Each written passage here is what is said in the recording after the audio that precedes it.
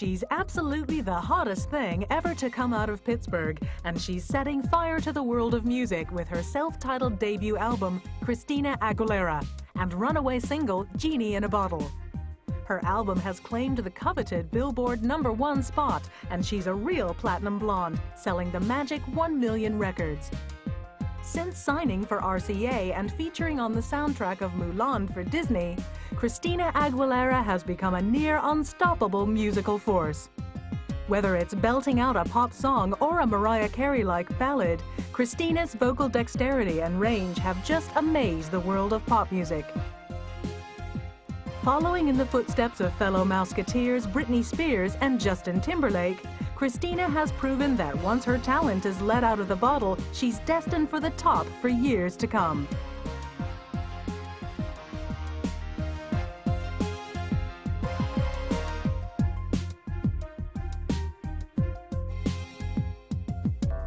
I mean, I'm just a kid from Pittsburgh, you know what I mean, to be doing what I'm doing now. But anything's possible.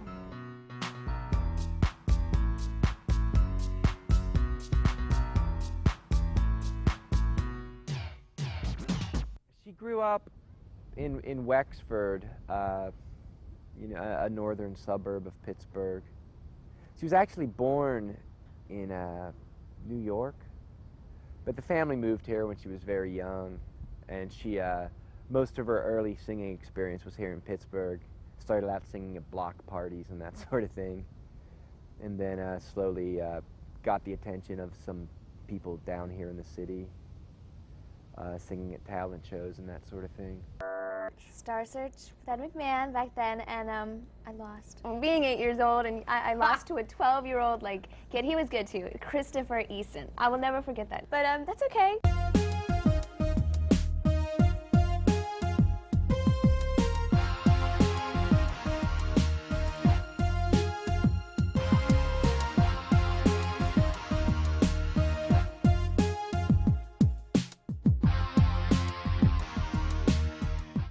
Well, back in 1990, we were doing a talent showcase very similar to Ed McMahon's Star Search, and Christina her mother submitted a videotape of her, and we saw her. And our first year, we kind of found out about Christina halfway through the season. It was too late to put her in as a contestant, so we used her as a guest performer at our grand finals. And then we asked if she wanted to be in the show as a contestant the following year, and she said yes. So we had her in the first month, and she went all the way, she ended up being an undefeated champion. Couple of the months she didn't have to defeat anybody because a couple people, when they saw her, they wouldn't perform. We had two little girls that went off crying. This is where I come to get away sometimes, to be you know, relaxed and at home. So all I could think about coming home this time, I'm in town for this week, in between showcases and whatnot, but all I wanted to do was come home and scrape my knees and get my clothes dirty and all that kind of stuff, just because sometimes you get so tired of being primped and chaperoned, and you know what I mean? Pittsburgh is a no-nonsense blue-collar town where the most famous product is Heinz ketchup, and not a place where stars are naturally created. Her step-pop, Jim Kearns, is a volunteer fireman in Marshall Township, and she has 2 brothers and 2 sisters. Her mom works in this bagel shop in Wexford. She too is musical, and she toured widely at the age of 16 with the Youth Symphony Orchestra. I had never heard of her, and I went out to interview her at her house in Bradford Woods, and that was last April. Bradford Woods is a very small community. It's basically sort of a bedroom community as much as the North Hills is. Just a lot of houses in rather wooded areas. The thing I think that I noticed most about the interview was that there wasn't a lot of ego there. And either with her family, they seemed to be very modest. Their home was very modest. They weren't sort of cashing in on her talent as a family. And I don't think her mother had pushed her either. I had no sense of a stage mom being involved. If anything, there was maybe some hesitation and can't you wait to do this till you get older? And it clearly seemed that Christina was the one that was pushing for it, and it was her dream. if it's something that you know you really want to do, then really go for it. It's a lot of hard work, it really is. I mean, again, to go out on your own and do this, but if you're really serious and dedicated, go for it. Her mom has kept Christina grounded and able to deal with her overnight success without absolutely everything going to her head. She's gonna give me a kick in the butt if you know, I get a little too, oh, where's my limo today? You know what I mean? So, you know, it's, I've got a good friends and family basis. Family and friends have helped enormously, but in some situations, a professional guiding hand has been necessary to ensure Christina gets what's right for her and for her future. Well, I do have a manager and an agent who protect me, and I have other good people around me from my record company too. My A&R guy is really cool mentor. Her manager might enable her to get what she wants, but it's her amazing singing voice that has taken her to the top. We put together a whole package deal of a picture. We had photos taken and a demo tape, so if you have any songs together, you know, for original material to hand in to record companies to shop around, but you really need the help of management, I would say, to really get your foot in the door. For one, she's got a really powerful voice, and she sings with a maturity that's, you know, not at all what you'd expect out of an 18-year-old. She was this little, tiny, skinny girl, little skinny legs, and the last thing in the world you would have expected was for her to open her mouth and have this tremendous voice come out. She had an adult voice, and we always talked about the fact that we could have put her behind a curtain and entered her in our adult female vocalist category, and she would have probably still won. She was just amazing that she could just do this. She never had any voice lessons. She would just listen to the radio, and basically she was mimicking the records, because every song she did, she really sounded like a different person, all kind of the same style, but if she was doing a Mariah Carey song, she sounded like Mariah Carey. But right now I'm introducing myself to different record companies, different radio stations and press. I guess the Pittsburgh stations would be B94. It's B94 and David Edgar here. We had Christina Aguilera at the B94 Summer Stretch concert this past Sunday. Put on a fantastic show. 20,000 people screaming for Christina on the B94.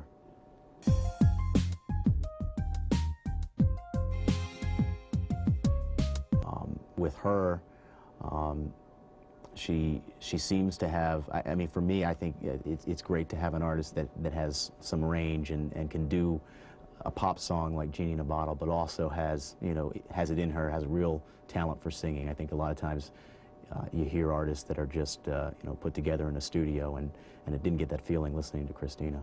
Probably 6 months ago, they came to us with a new album, you know, a new CD from her, and said, you know, she's from Pittsburgh, and she's put this whole CD together and listened to this song. That's the first time that we heard Genie in a Bottle.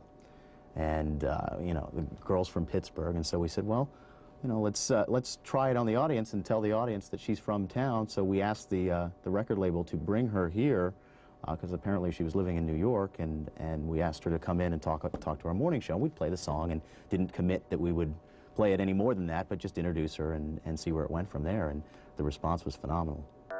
I recognized singing as a love, and I knew what I wanted to do. It's just I knew. I think it's my purpose. You know what I mean? So it's cool. It's cool that I've been able to get halfway there so far. The former Steel City is a tough town to break out of, as the local music scene is mostly punk or bar rock driven. It isn't surprising that a pop act like Christina had to go elsewhere to make it. First to Orlando in Florida, and then to New York with RCA. Pittsburgh has never really had a reputation as a music town. When people think of music, they think of New York or Los Angeles, or more recently Seattle. There's a pretty big underground alternative scene that, you know, is pretty much stays underground and alternative. And she's certainly not the sort of artist you'd think would come out of Pittsburgh. Christina currently only comes home to relax and spends most of her time when she's not touring in New York. It was in a New York record store that she encountered a hero of hers, Bizkit lead singer Fred Durst. Pen and paper in hand, she headed after him for his autograph, and Fred took off thinking she was just another fan. We haven't had an MTV rock star since 1981, and Donnie Iris with his Love Is Like a Rock. And so when people talk about Pittsburgh and, you know, big-time music production, it always comes back to Donnie Iris. There's, who's the guy who sings Aaliyah? Donnie Iris. Donnie Iris. I couldn't even remember his name because he has one hit. Most people here don't consider Christina to be part of the Pittsburgh music scene.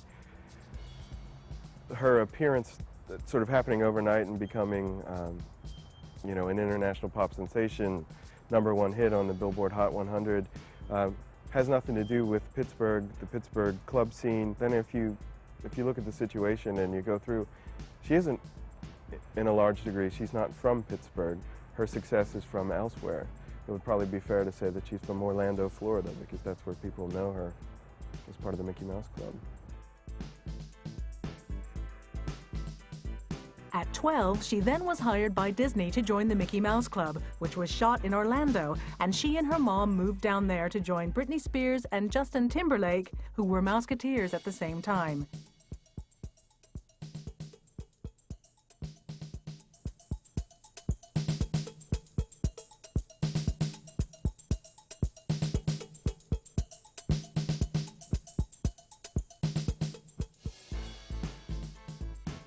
This is the home of the Pittsburgh Penguins, the Burgh's ice hockey team. When the team were in the 1991 playoffs, the then tiny 12-year-old sang the national anthem before each game. And each time she sang, they never lost a game. That season, they actually won the Stanley Cup. We've kind of followed her career because once she was on our show, she ended up going to the American sporting events and singing our national anthem, which we start every sporting event with. So she sang for our Pittsburgh Steelers and the Pirates and the hockey team. And pretty soon people said, wow, this little girl would be standing out in the field and belting out the national anthem, and she impressed a lot of people. And then she went on to the Disney program as a Mouseketeer, and we did a story about her. And she was still pretty young. And then we found out that she really had major league talent, and it wasn't long after that we found out that she did the Milan song. And then I saw her mother worked at a bagel shop just a year ago, and her mother said, "Do you remember me?" And I said, "Shelley, how's Christina?" She said, "Oh, she's doing great. She's getting ready to record an album." Who knew that it would be so big?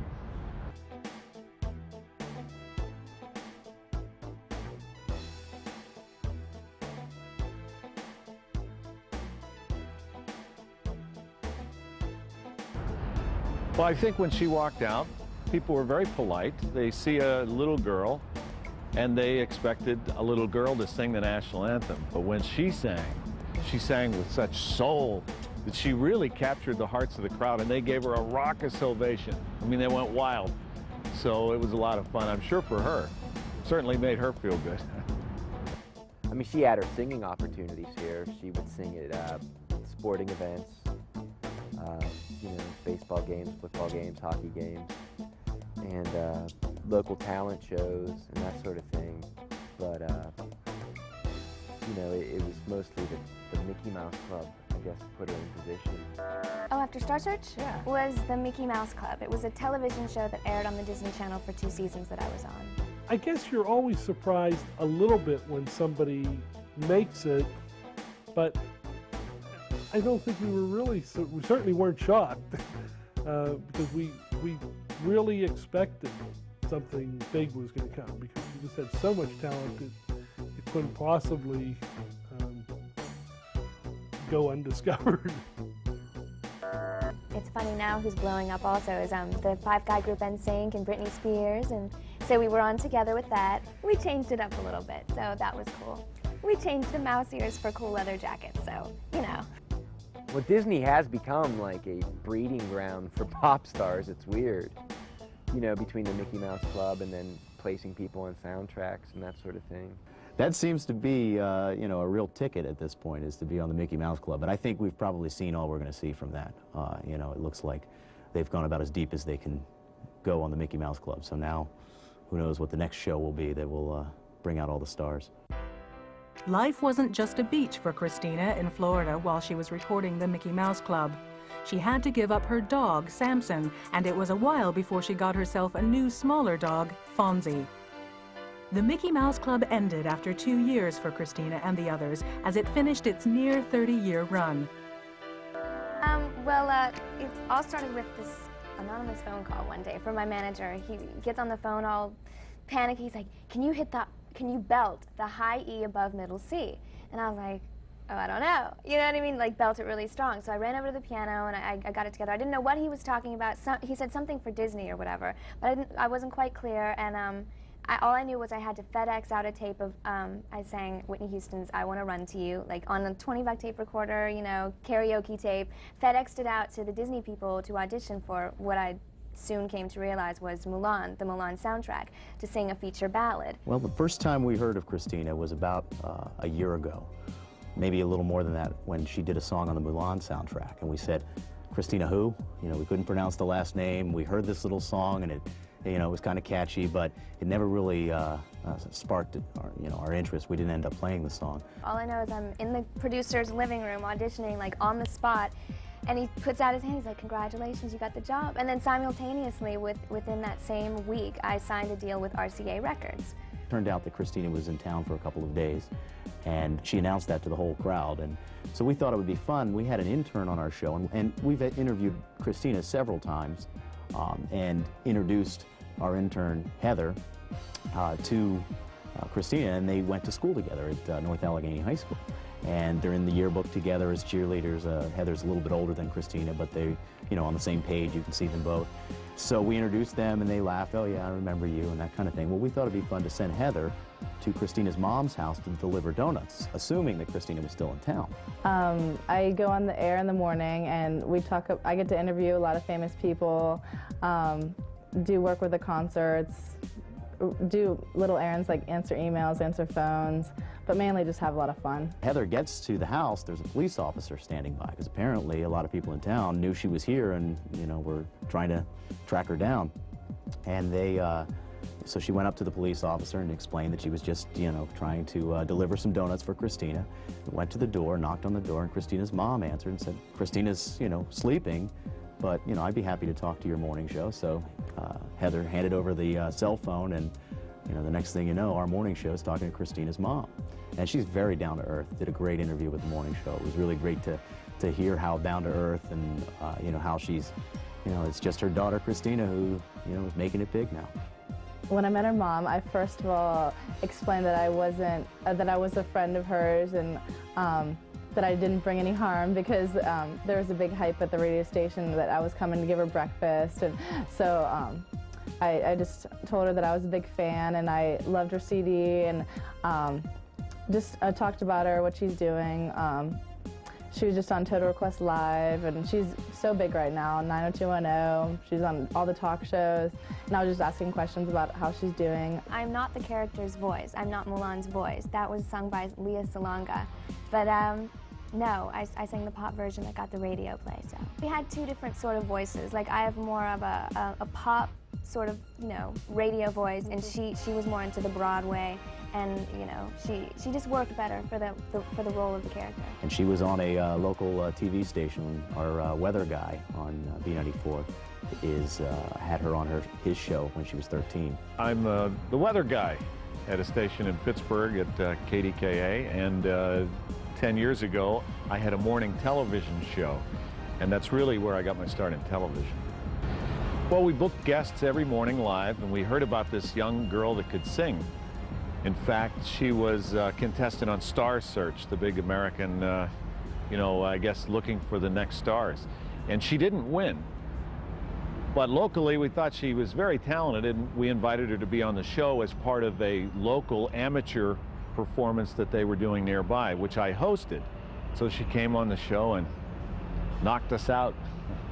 Apparently she was singing, she was doing some sort of talent act. I don't know the full details. The first time, it was funny, we played her and Larry calls and says, "Did you just say that was Christina Aguilera?" I said, "Yeah, you know, she's got a new hit, it's called Genie in the Bottle." And he said, "I had a little girl, 13 years old, who came in and sang on my TV show, and I could swear that was her name." And, you know, it turns out that was her. She sang a bluesy song. On the stage, she sang a song called "Break It To Me Gently." And then she sang a more rhythm and blues song on television on my show. And I remember how animated she was. She was absolutely terrific.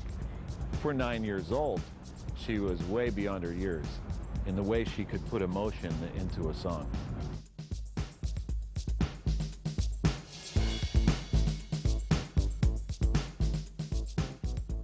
The morning show didn't think I knew Christina, so they would, on the radio, they would always joke about, "Oh, let's see if Heather really knows Christina." So whenever they interviewed her, they were like, "Oh, do you know this girl named Heather Peggs?" And Christina was like, "Yeah, I used to shop at her store because I worked at Contempo, and she bought a lot of her clothes there." And so she said, "Yeah, I do know her. She was really nice. We're cheerleaders," stuff like that. And so I kind of showed them up.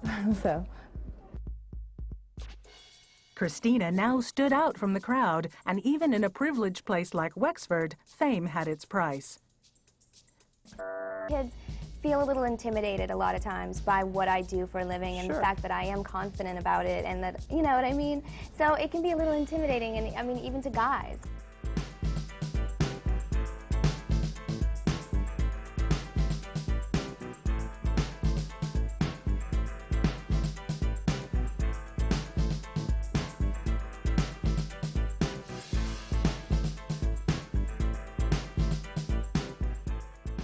It's quite a boring town. There's not much to do around here. We hang around the mall, hang out, party, drink. Growing up in the North Hills, for most of the kids, I think, are rather privileged. The North Allegheny School District is a rather upper middle class, even to wealthy district. There's a lot of opportunity for the kids. Most of them, I would think, have a car.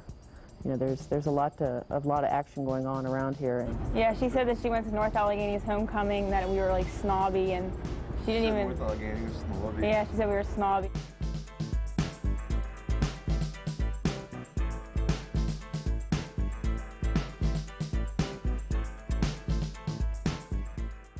Christina happily went to Marshall Middle School, where she learned music in the classroom, but then left for Disney.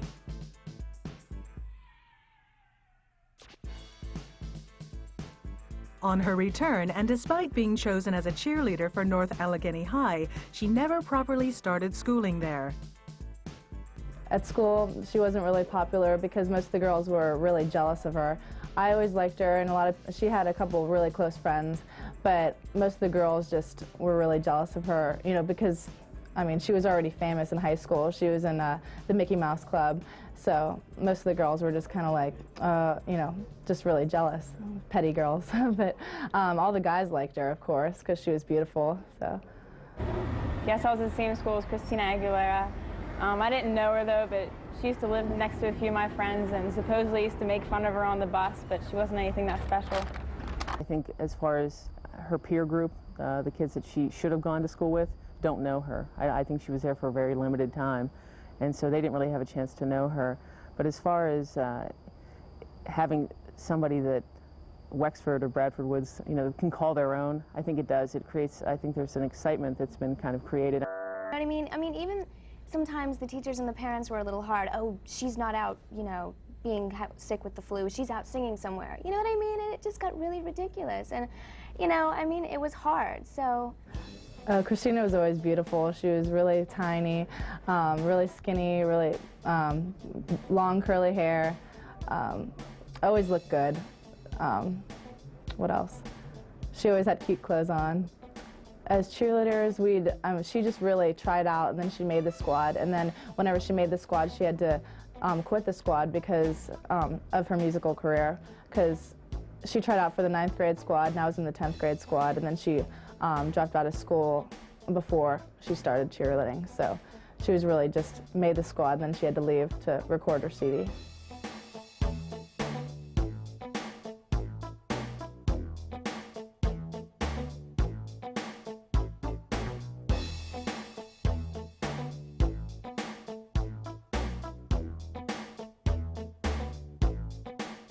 I will be graduating this year. I get my education through tutoring and bringing my work on the road with me, so which has worked. I mean, being in school isn't gonna like make you learn anymore. You just have to want to learn. And She didn't even go to North Allegheny's homecoming. She went to Gateways, and that's like a nearby school.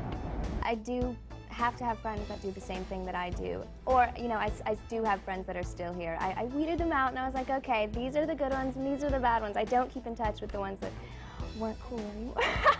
She seems very driven, very motivated, very career-oriented, but she seems a little, at times, she seems a little wistful,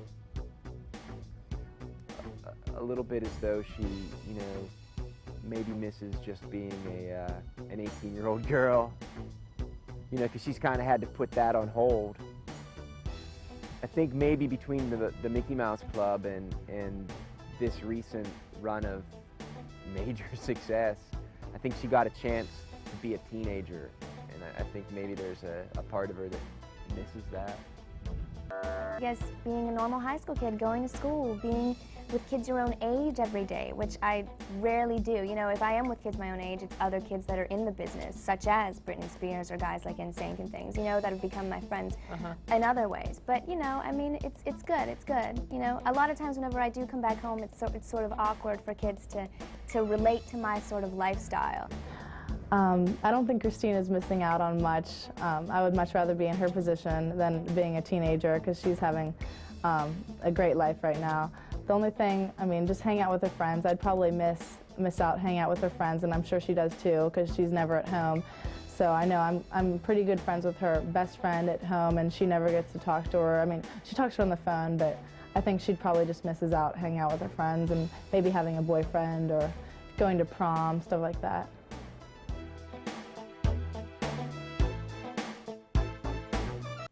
Even superstars have to pay their dues, and Christina toured in some exotic places.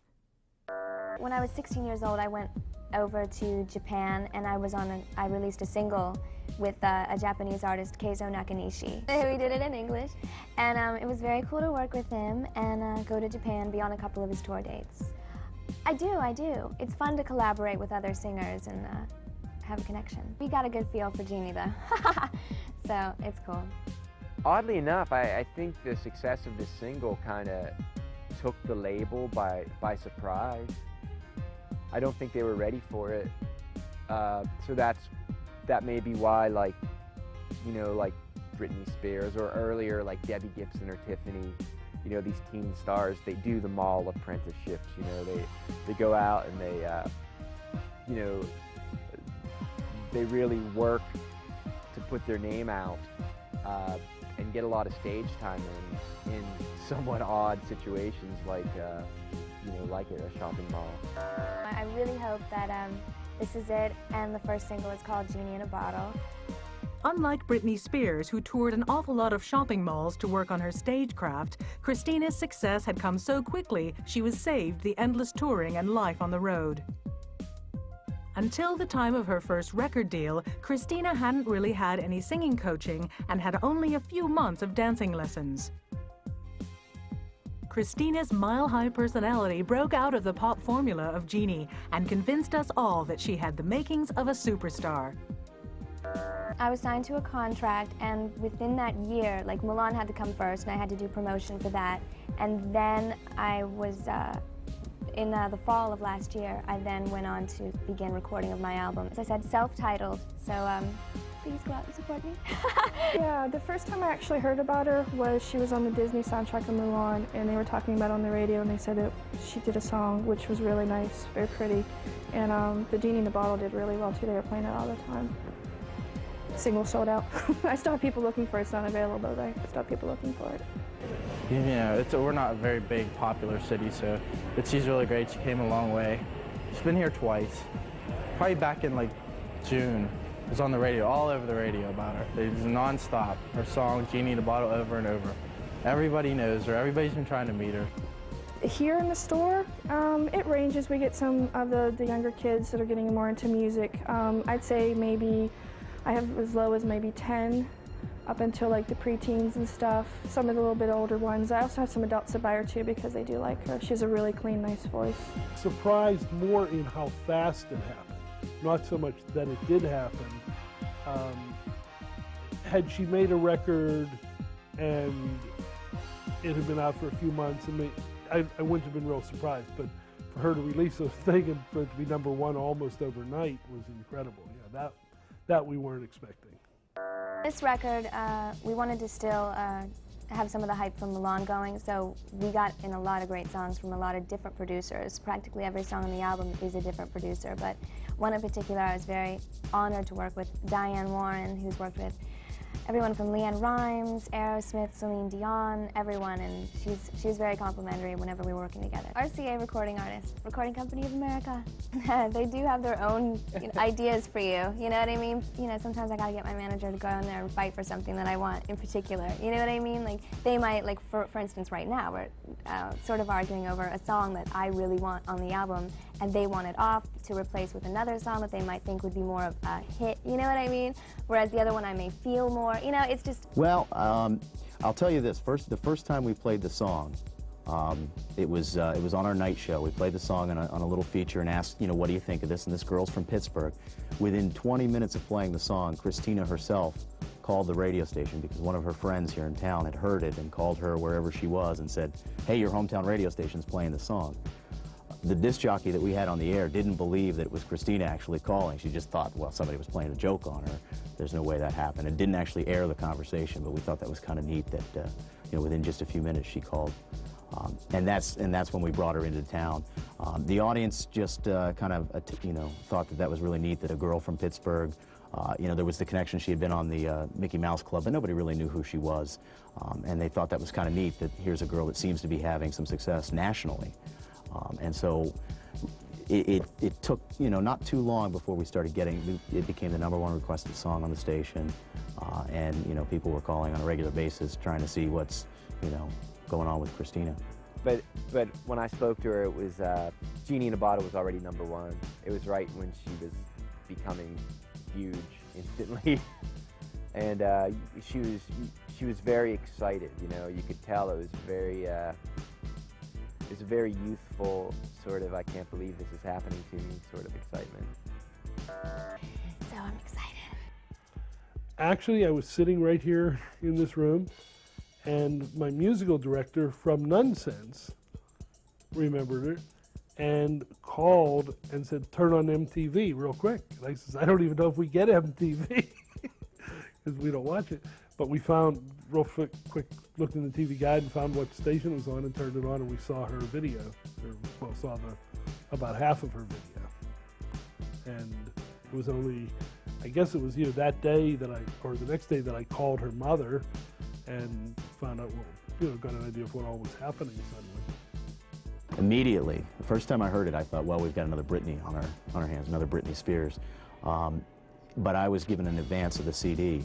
And I also knew that when we listened to that song from the Mulan soundtrack, that she really had, you know, a great vocal range, and there was, you know, kind of something special there. So I think that, you know, Genie in a Bottle is a little misleading because it is such a poppy song and makes you think that all of her stuff is that way. But I think she's got, you know, some real vocal range and you know, some real ability to come out with some strong hits.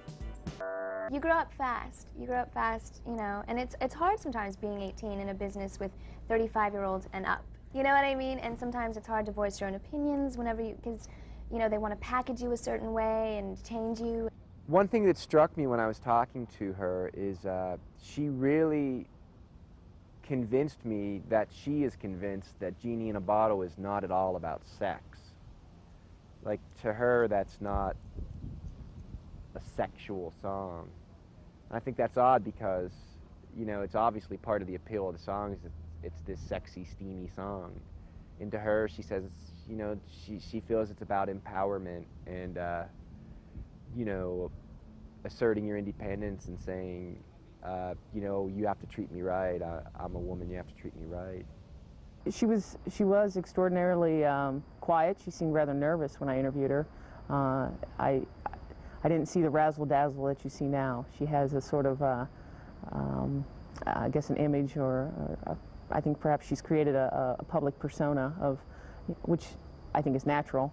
In that position, I saw her on the Music Awards, and she was very outgoing and very just excited and exuberant. And when I met her, she was in the confines of her home, surrounded by her younger siblings and her mom, and it was very different. She was rather shy and just unassuming. I think she was actually sort of intimidated by me, which was unusual now when you see her on stage with Tommy Lee carrying on. So it's hard sometimes because, for instance, when I was in Canada a couple weeks ago, it's like you want to go out after a show, right? Yeah. After a show, it's like it's not late enough to go to bed yet or anything. So you want to go out and you want to have fun and celebrate a good performance or whatever. And I found myself like stuck at dinner with a bunch of my 50-year-old. I mean, it's cool because you're sitting like in the back of a limo or something with the president of your label, but still, it's like you want to go out and have fun. My initial reaction was, Christina, you're too young to be singing that.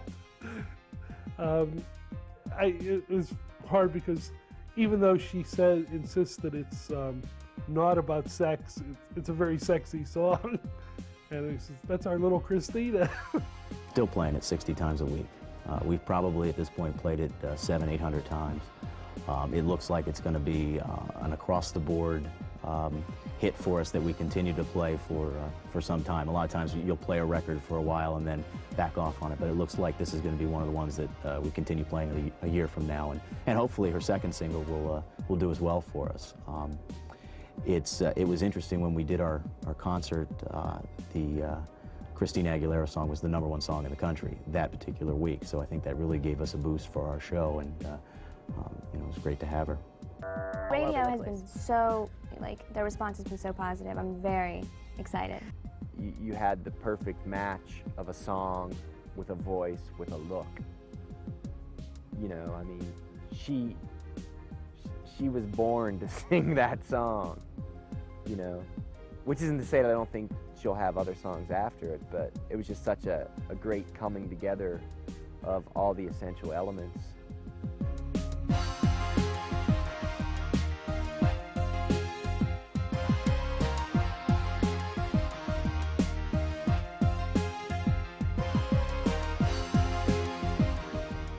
Six weeks at #1 on the Hot 100 chart was a surprise to us all, even Christina. It was the hit of the summer and just came from nowhere. What does the future hold for Christina, our truly platinum blonde, now that she has 1 million sales under her belt? We sort of did. We sort of talked about the one name thing, but there's too many out there, like Brandy and Maya and Monica, so we were just like, no, let's keep the Spanish thing too. You know what I mean? 1999 has been the year of the Latino singing stars, with a host of Spanglish acts at the top of the charts. Half Latino herself, can Christina resist the musical movement of the moment and not record a Spanish song? I'd like to release a Spanish album because I'm half Hispanic. I think the Spanish market would be something really beneficial to get into. Well, she's half Latin. Her father is Hispanic. So she said, when I interviewed her, she said that she was thinking of one day doing a Latin album. But I mean, it certainly isn't Ricky Martin or Jennifer Lopez. She's not, her music doesn't sound like that. It doesn't have that flavor to it. Well, I hope to, after establishing myself as a recording artist, I'd like to go into acting, pursue that a little bit. That really interests me, take some acting lessons. I'm not going to tell you that I knew she'd be a big star, but I've heard enough kids sing to know that this girl had something special. And we were excited to have her on the show, but we didn't have any idea that she could sing the way she did on television. And we got a lot of response from people, wanted to know who she was doing, and the memory is just how we all stood back when she started singing and went, wow. An RCA executive was quoted in Time calling her our Streisand, which, I mean, those are big shoes for an 18-year-old girl to fill, but I think that that's how she sees herself. That's what she wants. She wants to be, you know, the girl with the big voice, the girl who can really sing. I was going to say a Mariah Carey. That's where I probably would compare her, just in vocally how she sounds and what she could turn out to be. I know that she's very interested, and I think her label is as well, at you know, reaching an older audience than, say, Britney Spears or NSYNC. But there's plenty of songs on the album that are clearly geared toward the people who are buying Britney Spears. Probably going to be going on tour as an opening act for some of the hottest tours out this summer. Nothing's confirmed yet, so I don't want to mention any names, but I'll be doing a number of showcases in Las Vegas, in LA, Canada, London in June, and I just did 2 in New York. When she came back to Pittsburgh in summer 1999, she sang at the town's Lilith Fair. For the rest of the summer, she toured on the Summer Madness Tour with Britney Spears and NSYNC. With NSYNC's Justin Timberlake, the Disney connection is still there. We did a big end of summer concert, and we started out going after the hottest acts out there in top 40 music, and we hired Sugar Ray and Smash Mouth and Edwin McCain, and it just seemed so obvious to put Christina Aguilera on that bill because she was from Pittsburgh and there had been a lot of local media about her. And as it turned out, she was in Philadelphia the night before performing, and it was just perfect timing that she could come right over here to Pittsburgh, to her hometown, and perform in front of almost 20,000 people. At the Summer Stretch concert, yes, I got to meet her again, and I went backstage, talked to her for a little bit, and then I was front row seat, and I was looking at her the whole time and just in awe because she's so good. And she looked down at me and she waved, and because she recognized me, so it was pretty cool. She did an awesome job. Well, she was here performing. She did a 3-song set at the Lilith Fair, and she's very tiny, and she looks a lot younger in person than she does on TV. You know, whereas in the video she appears older than she is. In person, she could pass for 14.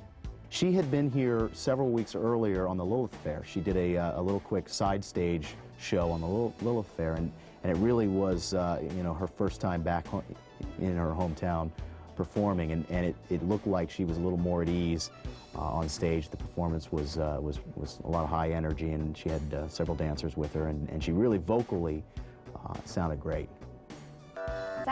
Before I perform, I get so nervous, my teeth chatter, but I mean, it doesn't stop me. I mean, I go out there, and once I'm on stage, I feel very comfortable. Once I'm in front of an audience, and I'm feeling the music, and I hear my voice with the mic and stuff, it's all at ease. No, she hasn't toured extensively at all. It was obvious and charming at the Lilith Fair date that she did not have much on-stage experience. You know, she was very apologetic anytime anything would go slightly wrong on stage. She's certainly one of the most talented people that we've worked with, but we've worked with a lot of other people who have gone on to Broadway and other things. But it was the fact that she was just a real person, just a little girl. She doesn't act like a star, she's just still Christina. And just for somebody to be that incredibly talented and that successful and to still be able to, you know, maintain their personality and be who they are. I would be interested to see what she was like today in an interview, and I guess it would depend where she was at, but it seems definitely that whether she's had some newfound confidence or whether she's just had some training is how to make people notice her. I don't know, but I think it would be interesting to interview her now and see how she's changed. You want to start a band? Well, I think she's got a voice that if she you know, if she's handled right, she's got a voice that could, you know, it could help her along in a very long career. I mean, she can sing as well as Whitney Houston or Mariah Carey. She's got the voice. I remember when a couple years ago, whenever we were in Market Square, which is a little part of Pittsburgh, she ran into me and she was like, Heather, I'll be coming out with a CD in a couple years, so you have to buy it. And I was like, oh yeah, I'll definitely buy it. And I was just kind of dumbfounded because I didn't think that she was coming out with a CD, and then she did. So, and I bought it the first day, and I'm a big fan. Hopefully she can, come around the second time and not get too big that she gets overexposed and people don't want to hear from her again. We see that so many times with the second CD. So hopefully she'll have just enough success, but not too much, and that people will be left wanting more from her. No, I can't remember that any team that had her sing ever lost, so you might write that down in case you have a big soccer match coming up. From that moment when she was only 4 years old and started singing on a crowded bus, Christina captivated crowds wherever she went. She's come so far, we can only believe a girl with such drive is going to go a whole lot further. But I honestly think that between her voice and her ambitions, her ambition to be something more than that, she really does stand apart. Thank you so much. I'll remember that.